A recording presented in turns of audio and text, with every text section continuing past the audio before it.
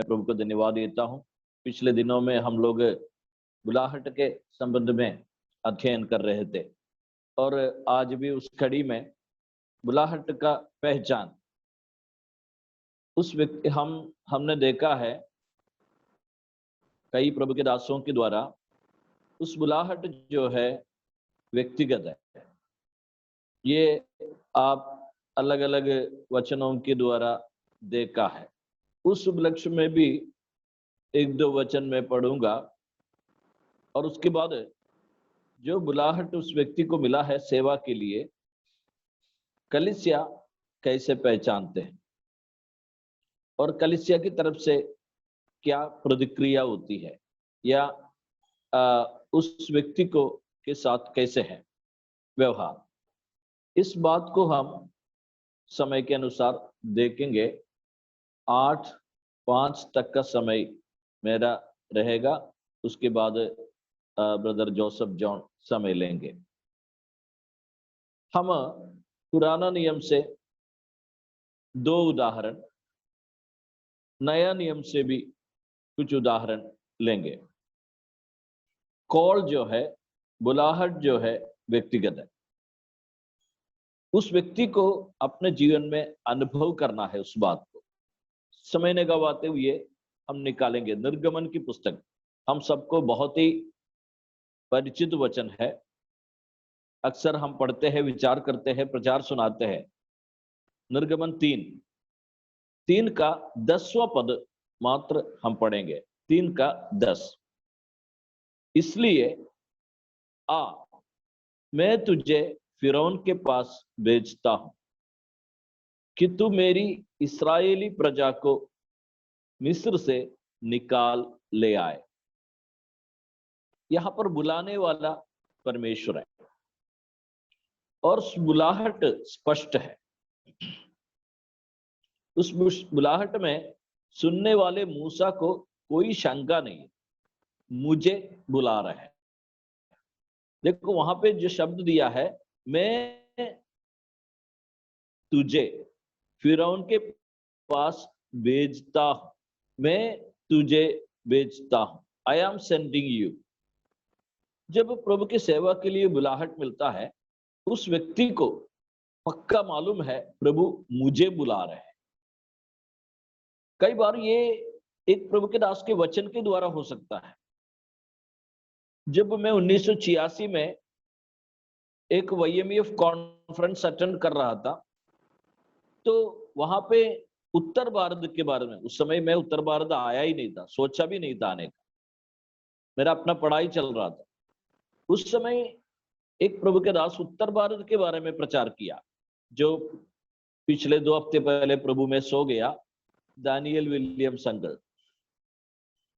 और कैंप में जब प्रचार किया, उत्तर भारत की सेवा की आवश्यकता के बारे में बताया, प्रभु की आत्मा ने मेरे अंदर काम किया। मेरे हाथ में एक छोटा सा डायरी था, मैंने लिखा उसमें, यदि प्रभु मुझे चुनता है तो मैं जाऊंगा। लेकिन वो डायरी भी खो गया, सब खो गया। प्रभु ने मुझसे बात किया। बहुत सारे लोग वो YMEF कैंप में अटेंड कर रहे थे। यहां पर देखो, प्रभु मूसा से बात कर रहा है, मूसा से बात कर रहा है। मैं इस उपलक्ष्य में अपने भी अनुभव जोड़ के आपको बताता हूं, ठीक है। तो मैं तुझे फिरौन के पास भेजता हूं। ये उस व्यक्ति को जब सुनता है, वहां पे कोई शंका नहीं, बुलाहट पक्का है, बुलाहट बिना शंका का है, बुलाहट व्यक्तिगत है। किसको जाना है? मूसा को जाना है। भेजने वाला कौन है? मैं हूं, यहोवा। और कहां जाना है, क्या करना है, ये भी देखो स्पष्ट है। यहां पर लिखा है, तू मेरी इस्राएली प्रजा को मिस्र से निकाल लाए। उनका टास्क दिया गया है, उनका एक वर्क दिया गया है, वो ये है फिरौन के पास जाए। स्पष्ट है, इधर उधर जाने की जरूरत नहीं है, फिरौन के पास जाए। फिर करना क्या है? मेरी प्रजा है वहां पे, मेरे इस्राएल के लोग हैं वहां पे, उनको छुड़ा ले आए, निकाल के ले आए। ये है तुम्हारा जो काम। तो देखो, मूसा को जब बुलाहट दिया परमेश्वर ने, वो स्पष्ट है।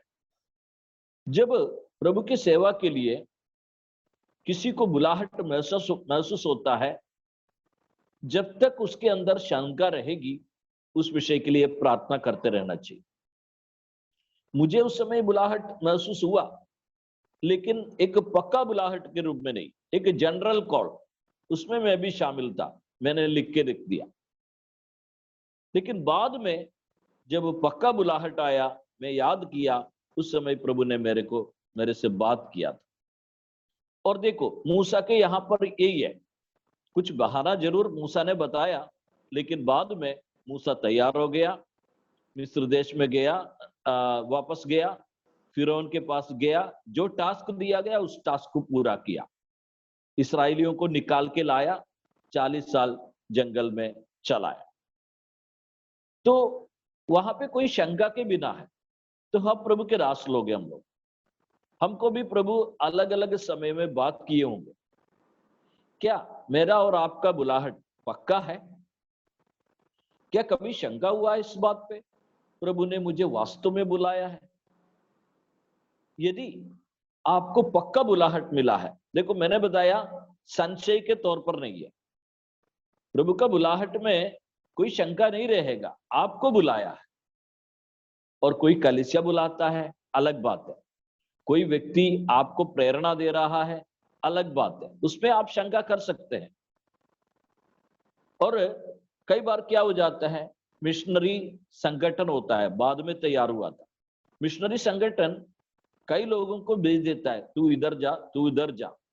वहां पर हमें परखना है, क्या ये बुलाहट प्रभु से है या मिशनरी ऑर्गेनाइजेशन मुझे भेज रहा है, या किसी कलीसिया मुझे भेज रहा है। कलीसिया भेजना चाहिए, लेकिन कलीसिया के भेजने से पहले उस व्यक्ति को, सेवा जो करने वाला प्रभु के दास को, बुलाहट प्रभु से व्यक्त होना चाहिए, स्पष्ट होना चाहिए। ऐसे बुलाहट में कितना भी संकट आए, आर्थिक संकट हो, किसी प्रकार की परेशानी क्यों ना हो, वो उल्टा नहीं सोचेगा और उल्टा तैरेगा नहीं, तैर के वापस नहीं जाएगा, ओ मुझे नहीं करना। कई प्रभु के दासों में निराशा की बात आ जाती है। मूसा के जीवन में क्या कोई निराशा नहीं हुआ? मूसा सोचा था मैं जाऊंगा, परमेश्वर ने मुझे भेजा, तुरंत सब कुछ हो जाएगा, हुआ नहीं। कितनी बार फिरौन ने टाल के रख दिया, लेकिन मूसा को मालूम है मुझे बुलाने वाला परमेश्वर है। प्रभु की सेवा में भी ये बुलाहट अगर पक्का है, सेवा सफलता के साथ होगा। ये नहीं कि निश्चित समय सीमा के अंदर मेरे और आपकी सेवकाई पूरा हो, वो नहीं, प्रभु के समय सीमा के अनुसार हो जाएगा। दूसरा एक बुलाहट के बारे में हम देखेंगे, हमारा समय सीमा को मैं ध्यान रखूंगा। मैं न्यायियों की पुस्तक 6वां अध्याय उसका 14वां पद हम देखेंगे। न्यायियों की पुस्तक उसका 6वां अध्याय 14 यहां पर लिखा है, तब यहोवा ने उस पर दृष्टि करके कहा, अपनी इसी शक्ति पर जा और तू इस्राएलियों को मिद्यानियों के हाथ से छुड़ाएगा। क्या मैंने तुझे नहीं भेजा? क्या मैंने तुझे नहीं भेजा? देखो गिदोन, यहां पर गिदोन को बुला रहे हैं, और उस समय इस्राएली लोगों को बाहरी आसपास के लोग सताते हैं, शत्रु लोग बहुत है, क्योंकि वहां इस्राएल में कोई राजा नहीं है। न्यायियों का शासन चलता है, बंद हो जाता है, फिर शत्रु आके आक्रमण कर लेता है। तो परमेश्वर गिदोन को तैयार किया, तो गिदोन को तैयार किया, उसको व्यक्तिगत बुलाया। तब यहोवा ने उस पर दृष्टि करके कहा। परमेश्वर बुलाने वाले अपने दास को चुन करके दृष्टि कर देता है, उसकी ओर देखता है। तो उसकी दृष्टि और दृष्टि करना मतलब केवल उनके बाहरी रूप को नहीं, बल्कि उनके अंदर की बात को, सेवा की भावना को, कैसे सेवा करेंगे, सब परमेश्वर अपनी दृष्टि से देखता है, फिर आपको बुला लेता है। कई बार, एक बार मैंने सोचा था, जब सतना में फल मिलने में देरी हो गया, क्या प्रभु ने वास्तव में मुझे बुलाया है? मतलब शंका हो सकती है, लेकिन जब सोचता है बुलाहट की और पीछे मुड़कर देखता है, नहीं नहीं नहीं, मुझे ही बुलाया। गिदोन और किसी चेहरे को देखने की जरूरत नहीं, गिदोन से कहा, तू अपनी शक्ति पर जा और तू इस्राएलियों को मिद्यानियों के हाथ से छुड़ाएगा। एक टास्क वहां पर भी दिया गया है, बुलाया यहोवा ने किसको? गिदोन को। क्या करने के लिए? मतलब मिद्यानियों के हाथ से इस्राएलियों को छुड़ाने के लिए। और शक्ति भी सामर्थ्य भी प्रभु ने दिया है।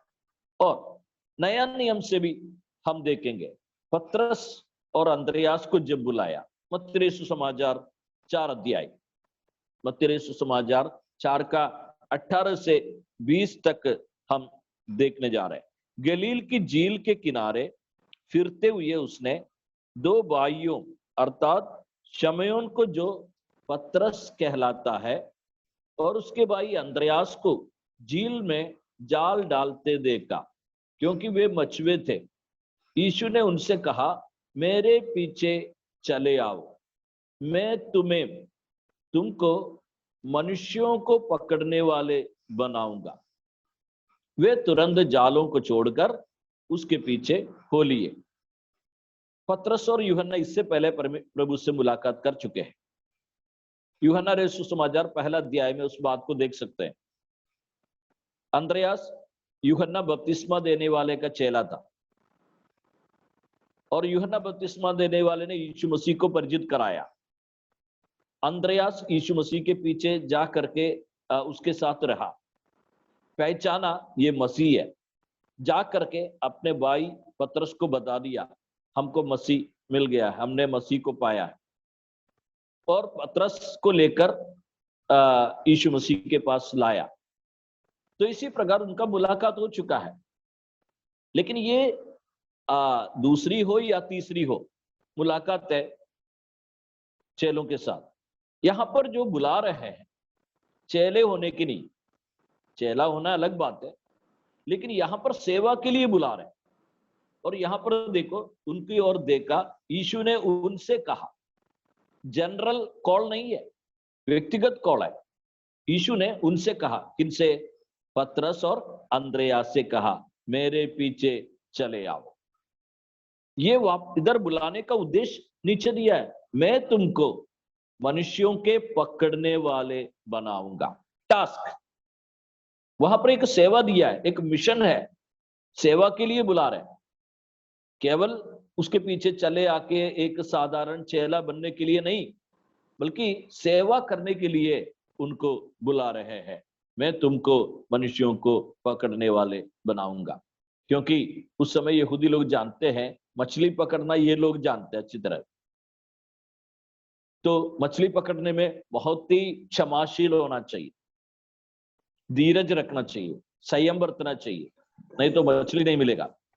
प्रभु की सेवा में यदि बुलाहट मेरा और आपका पक्का है, संयम बहुत जरूरी है। एक जगह गया, वहां तुरंत मछली मिलने लगा, फल मिलने लगा, संभव नहीं है। प्रभु का बुलाहट देखो, मछली पकड़ने वाले को मनुष्यों को पकड़ने वाला बना दे। क्या पतरस ने किया नहीं है इसे? किसी का मोबाइल आवाज कर रहे हैं, प्लीज उसको साइलेंट कर दो। ओके। और यहां पर हम देख सकते हैं, प्रभु की सेवकाई के लिए जब बुलाया, सेवा पक्का दिया गया है। मैं बाद में बताता हूं, नहीं, उनको बता दिया क्या करना है। क्या पतरस ने मछली पकड़ा, मनुष्यों को पकड़ा? हाँ, काफी। पहला प्रचार में 3000, फिर आगे बढ़ता गया, कुरनेलियुस, और इसी प्रकार बढ़ता ही गया। तो प्रभु की सेवकाई में जब बुलाते हैं, मूसा को एक टास्क दिया गया, मूसा ने उसको पूरा किया। गिदोन को एक टास्क दिया गया, बुलाहट व्यक्तिगत टास्क दिया गया, मूसा ने उसको पूरा किया। और पतरस को बुलाया, अंद्रयास को बुलाया, और उन्होंने बिना कोई शंका अपने जीवन के अंत तक वो टास्क को, वो जिम्मेदारी को, उस मिशन को पूरा किया है। और एक और उसके नीचे दिया गया है याकूब और यूहन्ना के बारे में। उन्होंने भी बुलाहट सुन करके जाल, अपने पिता, सब कुछ छोड़कर सेवा के लिए यीशु मसीह के पीछे हो लिए। लेकिन एक और व्यक्ति को मैं आपके सामने दिखाना चाहूंगा, प्रेरितों के काम 26 अध्याय। ये भी फेमस एक सेवक है, और इसको हम कभी अवॉइड नहीं कर सकते। प्रेरितों के काम 26 अध्याय, पौलुस 15 से 18 तक हम देखेंगे। यहां पर लिखा है, मैंने कहा, हे प्रभु तू कौन है? प्रभु ने कहा, मैं यीशु हूं जिसे तू सताता है, परंतु तू उठ, अपने पांवों पर खड़ा हो, क्योंकि मैंने तुझे इसलिए दर्शन दिया है कि तुझे उन बातों का भी सेवक और गवाह ठहराऊं जो तूने देखी है, और उनका भी जिनके लिए मैं तुझे दर्शन दूंगा। देखो, यहाँ पे पौलुस का बुलाहट के बारे में पौलुस खुद गवाही दे रहे हैं, जैसे अभी हम जोसेफ जॉन ब्रदर से सुनने जा रहे हैं। 9वां अध्याय में पौलुस का दर्शन, परमेश्वर का दर्शन पौलुस को मिला, वो देखते हैं, बुलाहट भी है। लेकिन पौलुस अपनी गवाही देता है, और यहाँ इस समय राजा के सामने तो स्पष्ट अपने बारे में कहता है। और प्रभु क्या कहता है? तू उठ, तू उठ। पौलुस के साथ और कई लोग हैं, लेकिन पौलुस क्या बोलते? पौलुस को बोलता है तू उठ और अपने पांवों पर खड़ा हो। और फिर क्या कहा? तुझे उन बातों का भी सेवक और गवाह ठहराओ। सेवा के लिए पौलुस को बुलाता है। तू एक गवाह होगा और तू एक सेवक होगा। और सेवा कहां करना है? 17वीं आयत, और मैं तुझे तेरे लोगों से और अन्य जातियों से बचाता रहूंगा, जिनके पास मैं अब तुझे इसलिए भेजता हूं कि तू उनकी आंखों को खोले। स्पष्ट है ना? सेवा कहां करना है? तेरे लोगों के बीच में, यानी यहूदियों के बीच में, इसराइलियों के बीच में। और कहां? अन्य जातियों के बीच में। क्या पौलुस ने किया? पौलुस की सारी सेवकाई को आप देखें, 3 मिशनरी यात्राएं देखें। पहले जहां कहीं पौलुस जाते हैं, वहां पे अपने जो जाति भाइयों के पास पहले जाते हैं, यानी यहूदियों के पास सुसमाचार सुनाते हैं, कई लोग उद्धार पाते हैं। और उसके बाद अन्य जातियों के पास जाते हैं, सुसमाचार सुनाते हैं, उद्धार पाते हैं। उस टास्क को उसने पूरा किया, उस सेवकाई को उसने पूरा किया।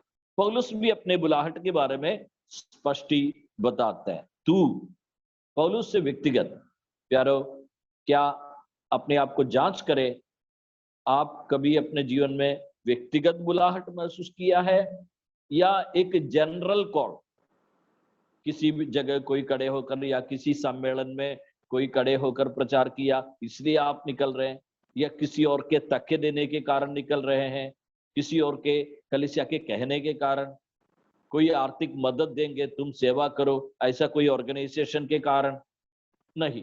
व्यक्तिगत प्रभु से बुलाहट मिले, बाकी कोई सपोर्ट करे ना करे, लेकिन बुलाहट प्रभु से है। सेवा व्यक्त बता दिया गया, मैं वहीं पे जाऊंगा, वहीं पे सेवा करूंगा, और मरते दम तक यह है एक सेवक का व्यक्तिगत बुलाहट। अब सवाल, यह बुलाहट कलीसिया कैसे पहचानती है? कलीसिया पहचानने के लिए उस व्यक्ति के पास एक कलीसिया होनी चाहिए, तभी तो कलीसिया उसको पहचानेंगे। उस व्यक्ति के पास एक कलीसिया हो, अपनी कलीसिया कहने के लिए, अपनी माता मंडली। और ऐसा नहीं कि उद्धार पाया और कोई बाइबल स्कूल में अध्ययन किया, सेवा करने लगे, किसी से कोई मतलब नहीं है, ऐसा नहीं हो सकता। ओके, हम देखने जा रहे हैं, और इसका आइडेंटिफिकेशन, सबसे पहले एक व्यक्ति ने पौलुस को आइडेंटिफाई किया। देखेंगे 9वां अध्याय, प्रेरितों के काम 9 का 15 हम पढ़ेंगे। प्रेरितों के काम अध्याय 9 अध्याय उसका 15वां वचन।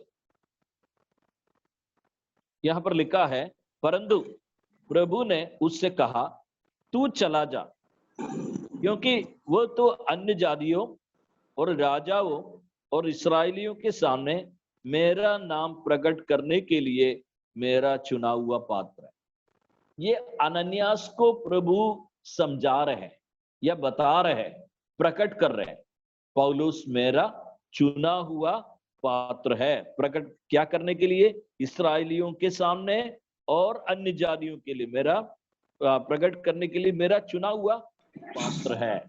देखो, अनन्यास से शंका कर रहा था, ये तो सताने वाला आदमी है, अगर मैं इनके पास जाऊंगा ये मेरा मार डालेगा। लेकिन परमेश्वर ने अनन्यास को प्रकट कर दिया पौलुस कौन है। आपकी सेवकाई दूसरे लोग पहचानेंगे ये सेवक है। पहचानने के लिए भी प्रभु काम करेंगे। सेवा का बुलाहट प्रभु की ओर से, वो व्यक्तिगत, लेकिन ऐसा नहीं कि सीमित होकर, नहीं, उसके बाद ये दूसरों को प्रकट हो जाएगा। यहां पर पौलुस का बुलाहट को अनन्यास को समझ में आ रहा है। आत्मा ने बता दिया, अनन्यास जाकर के उनके ऊपर हाथ रखा, फिर जो घटना आप जानते हैं।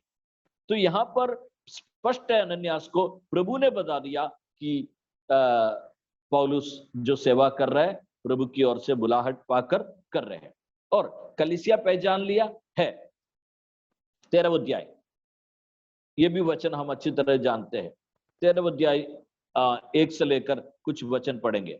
अंताकिया की कलीसिया में कई भविष्यद्वक्ता और उपदेशक थे, जैसे बरनबास और शमयोन जो नीगर कहलाता है, और लूकियुस कुरेनी, और चौथाई देश के राजा हेरोदेस का दूध भाई मनाहेम और शाऊल।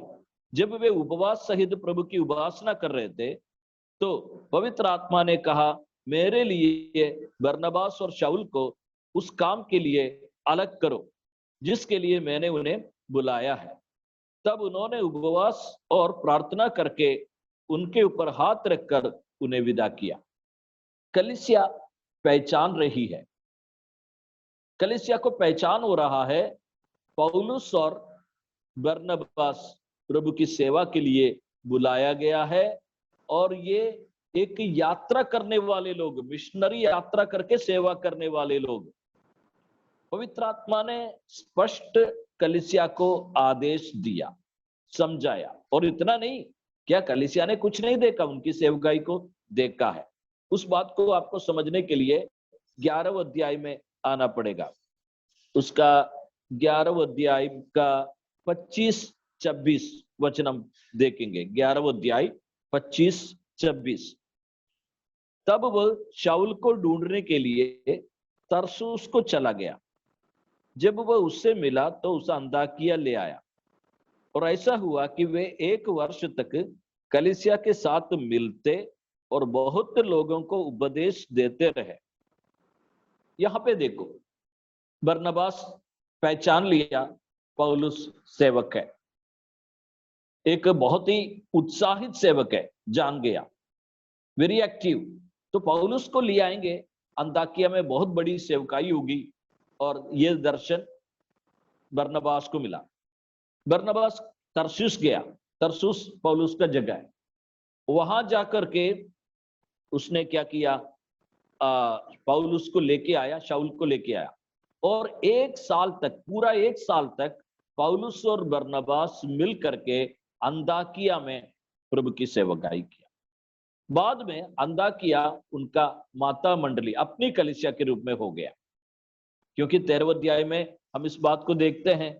देखो, अंताकिया की कलीसिया में कई भविष्यद्वक्ता, उनमें 5 है। 5 में बरनबास का भी नाम है, शाऊल का नाम, बाकी लोग भी है। तो अंताकिया की कलीसिया का हो गया उन लोग। पौलुस की कलीसिया अंताकिया, बरनबास की कलीसिया उस समय अंताकिया, बल्कि यरूशलेम से भेजा गया था उसको। और अंताकिया की कलीसिया में सेवा कर रहे थे। पूरा 1 साल उन्होंने सेवा किया, पूरा 1 साल। और 1 साल सेवा किया। उनकी सेवकाई को अंताकिया की कलीसिया ने देखा, पहचाना, जांचा, परखा। तब जाकर के पवित्र आत्मा के कहने पर बड़े हर्ष के साथ, बड़े खुशी के साथ कलीसिया बरनबास और पौलुस को अलग कर देते हैं, उनके ऊपर हाथ रखते हैं। उनके ऊपर हाथ रखना मतलब सेवकाई का एक प्रकार पहचान है। वो हम लोग कमेंडेशन शब्द भी बोल सकते हैं, वो बाद की बात है, वो और कोई इस प्रकार का सब्जेक्ट लेंगे। लेकिन यहां पर कलीसिया पहचान रही है और उस अपने स्थानीय कलीसिया के साथ मिलकर सेवकाई कर रहे हैं। ऐसा नहीं कि मुझे सपोर्ट मिलेगा तब मैं सेवा करूंगा। एक व्यक्ति हमारे कलीसिया में था और बोला, हम सेवा करेंगे, हमारे लिए कुछ व्यवस्था आप कर दीजिए, हम सेवा करेंगे। मैंने मना कर दिया, क्योंकि मैंने देखा उनका कोई ऐसे सेवा के लिए बुलाहट नहीं। विश्वासी तो जरूर है, लेकिन सेवा के लिए बुलाहट नहीं है। और वो किसी और के पास संपर्क में लाया, सपोर्ट मिले सेवा करे, ऐसा कोई बुलाहट नहीं है। पौलुस और बरनबास पूरा साल भर वहां रह करके सेवकाई किया, अपना पहचान चिन्ह छोड़ दिया, प्रूफ ऑफ सर्विस, अपना प्रमाण छोड़ दिया कि मैं सेवक हूं। क्यों? प्रभु ने मुझे बुलाया। बरनबास सेवक है, प्रभु ने बरनबास को बुलाया। कलीसिया, अंताकिया की कलीसिया उसको पहचान लिया, ये सेवक है। कलीसिया ने उसका सेवकाई को देखा, पूरा एक साल उन्होंने क्या किया देखा। इतना नहीं, इस सेवकाई के अलावा उनकी विश्वास योग्यता को भी परख लिया। ये भी 11वें अध्याय में और 12वें अध्याय में भी है। 12 का 25 में लिखा है, तब बरनबास और शाऊल अपनी सेवा पूरी कर चुके। ये कौन सी सेवा पूरी कर चुके? यरूशलेम के लिए गरीबों के लिए कुछ दान इकट्ठा किया था, उनको पहुंचाने का काम था। पूरा देश में अकाल हुआ था, उस समय अंताकिया की कलीसिया से कुछ दान इकट्ठा करके पहुंचा दिया। ये सेवकाई भी उन्होंने पूरा किया। अपनी विश्वासी योग्यता को भी पहचान अंताकिया की कलीसिया, अपने अपनी स्थानीय कलीसिया में दे दिया। कलीसिया ने सेवकाई को देखा, विश्वास योग्यता को देखा, और उनके सिंसियरिटी, उनकी जो जी जान से सेवा करते थे, सच्चाई से सेवा करते थे, ये देखा। सेवक को कलीसिया पहचान लेती है। कलीसिया अपने कोई स्वार्थ के उसमें नहीं रखता, पवित्र आत्मा कहता है। यहां पर भी वही बात तो हमने देखा, पवित्र आत्मा ने कहा, स्पष्ट है। कलीसिया के अगुवाओं को, कलीसिया के जिम्मेदार भाइयों को, पूरी कलीसिया को मान लो, पवित्र आत्मा अगुवाई करता है, फलाना सेवक है। लेकिन कुछ अपने स्वयंभू सेवक बन जाता है। कलीसिया माने ना माने, हम सेवक है। और कलीसिया हमको मतलब अंगीकार करे ना करे, हम सेवक है, हम कहीं भी जाके सेवा करेंगे। ये तरीका वचन के अनुसार नहीं है। वो बिना बुलाहट के जाते हैं, बिना बुलाहट के जाते हैं। ओके, अब मेरे पास मेरा समय सीमा खत्म हो रहा है, तो आपने इन बातों को देखा है, पौलुस के उस बुलाहट के बारे में। और लास्ट में एक और वचन पढ़कर मैं समाप्त करूंगा, पहला तिमोथी 4 का 14। पहला तिमोथी 4 का 14।